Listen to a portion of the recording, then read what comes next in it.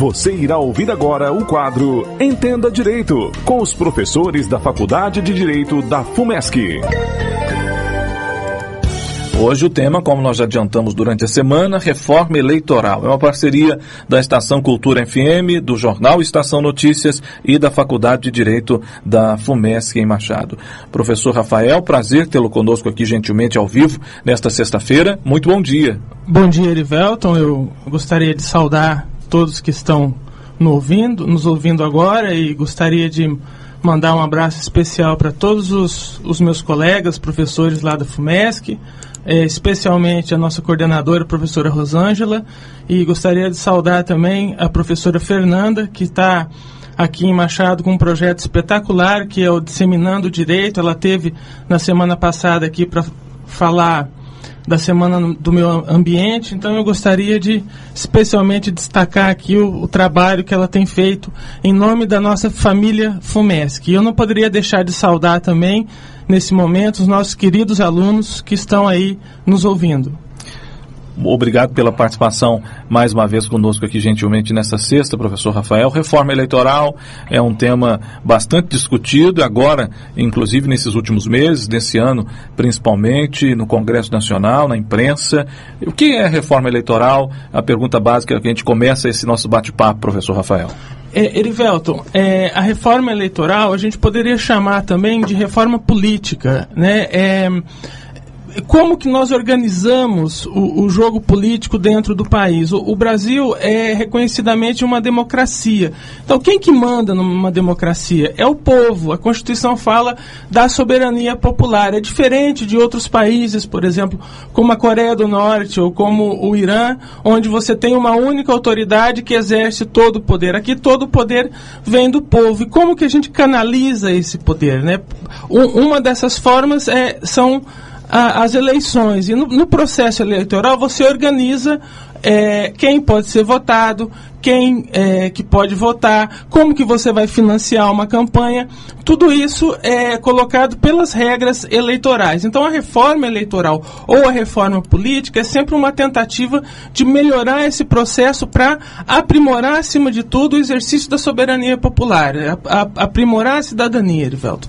E como que ocorre, professor Rafael, essa reforma política, essa reforma eleitoral?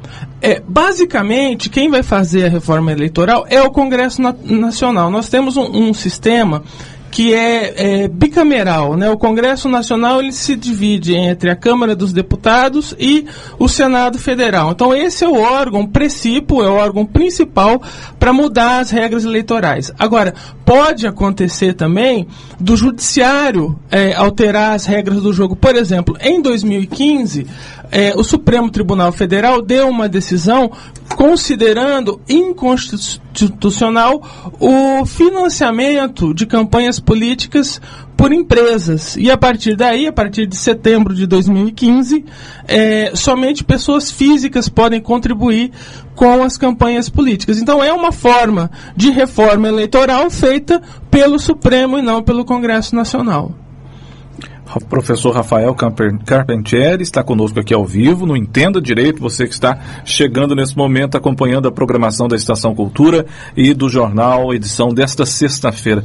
Professor Rafael, quais são os principais pontos dessa reforma aí tão falada, como eu disse, principalmente nesse ano agora de 2017? Olha, Erivelton, todos que estão nos ouvindo agora estão percebendo isso, né? Tudo que passa hoje no Brasil, a Lava Jato, a crise política, o que está no centro disso tudo? Problema de financiamento de campanha, né? A Lava Jato, por que se lavava dinheiro da Petrobras? Para financiar campanha política. As campanhas políticas, elas são muito caras. E quando você tem um financiamento privado, seja por empresa, seja por pessoa física, você permite que o poder econômico acabe dominando o processo político e tirando do povo, que é aquele que tem o verdadeiro poder para exercer dentro de uma democracia, você quebra essa dinâmica constitucional com o poder econômico. Então, a principal proposta que se tem hoje, até por conta das descobertas da Lava Jato, é você implementar o financiamento público de campanhas. Ao invés das pessoas doarem dinheiro para os partidos políticos vão receber dinheiro público, dinheiro dos impostos, dinheiro nosso, porém, você gasta com a campanha do político, mas você previne a corrupção. Então, países com grandes problemas de corrupção fizeram esse modelo. O México, a Espanha, a Itália, a Colômbia. Então, a proposta que existe hoje para o Brasil, nós temos atualmente o fundo partidário, que divide uma verba entre os nossos 32 partidos políticos que estão registrados e têm prestação de contas na Justiça Eleitoral. Então, seria ampliar esse fundo partidário para que ele financiasse 70% das campanhas políticas. O resto, os outros 30%, viriam de doações de pessoas físicas, porém, cada pessoa física poderia doar apenas um salário mínimo e ficaria proibido o autofinanciamento. Aquele candidato com um alto padrão financeiro, ele não poderia se autofinanciar para evitar exatamente essa distorção. Esse que é o principal ponto hoje da reforma política. Esse talvez seja o principal ponto. Eu vou emendar com uma pergunta aqui, em relação a esse tema. Você acredita que uma boa reforma política pode ajudar a fazer as pessoas se interessarem mais, uma reforma a contento, pode fazer as pessoas se interessarem mais, a participarem mais do processo ou de discussões, ou não se afastarem quando se ouve a palavra política, ou enfim, ficarem um pouco afastadas? Você acredita que isso pode mudar e isso passa também por uma reforma política? Erivelton, a gente precisa pensar em qual reforma política que nós queremos, né? Existem propostas hoje, por exemplo, do voto distrital. O que poderia ser o voto distrital?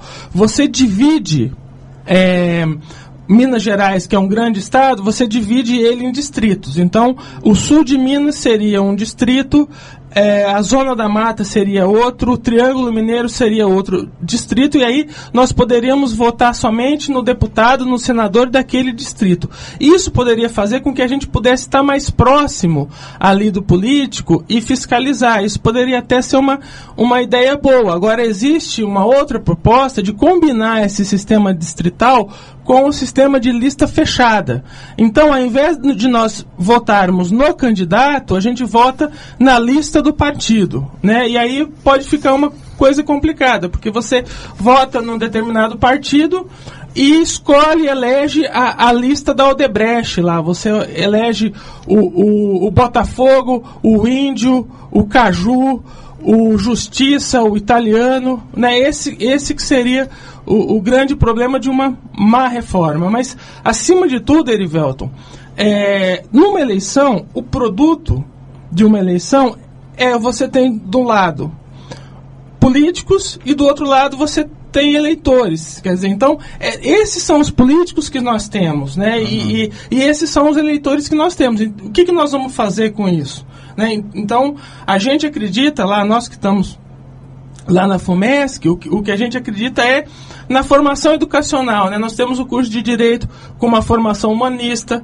com uma formação ética. Nós temos o curso de Gestão Pública para formar o servidor público. O servidor público vai passar por uma formação e ele vai entrar numa prefeitura, numa Câmara de Vereadores com uma outra visão, com uma outra capacidade, né? E é assim que você muda, né? Eu acho que mais do que qualquer reforma eleitoral é acreditar na educação como um projeto de cidadania. Sem cidadania e sem educação, não há reforma que dê jeito no processo. Exatamente. Professor, eu vou deixar os microfones para suas considerações, agradecer pela visita aqui para falar desse importante assunto. A última pergunta, dentro desses temas que estão sendo discutidos, o senhor destacou uma delas aí, mas tem alguns pontos, o senhor deu destaque para o voto, para o famoso distritão que eles estão chamando, mas dentro do que o senhor está acompanhando, é uma boa proposta? poderíamos tentar, né, o distritão, porque seria uma forma, pelo menos o voto distrital, o voto de lista não, né? A proposta é combinar o distritão com o voto de lista fechada. O voto de lista fechada, me parece, que é exatamente para esconder aquele pessoal que está sobre investigação, e nós temos 1/3 do Congresso Nacional hoje sobre investigação criminal. Né, sofrendo uma investigação criminal. Então eu acho que a lista fechada poderia ser algo até pernicioso. Tem outra grande proposta também hoje que está tramitando com muita dificuldade, que seria uma proposta de, no caso de afastamento do presidente Temer, se convocar eleições diretas. Né? Então, hoje há um movimento aí das diretas já, porque a Constituição fala que, no impedimento do presidente Temer, o presidente da Câmara dos Deputados, ele tem 30 dias para convocar eleições indiretas. Aí esse Congresso, que tem 1/3 na mira da Lava Jato, esse Congresso vai eleger o próximo presidente. Então, qual seria a proposta de reforma? Mudar a Constituição, e aí nós teríamos eleições diretas agora.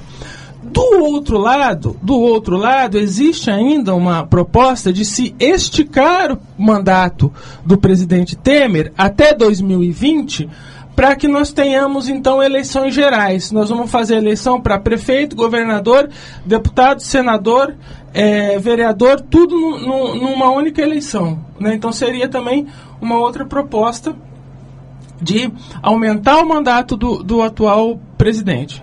E com isso gerar mais economia, né? Gerar uma economia com uma eleição só a cada 4 anos e não eleições a cada 2 anos. Isso, para não ter eleição de 2 em 2 anos. Professor Rafael, muito obrigado pela sua visita aqui, pela participação conosco. Agradeço. Seja bem-vinda em outra oportunidade para participar também desse quadro. Tá, muito bom dia a todos, então. Rafael Carpentieri, professor da FUMESC, reforma eleitoral foi o tema de hoje.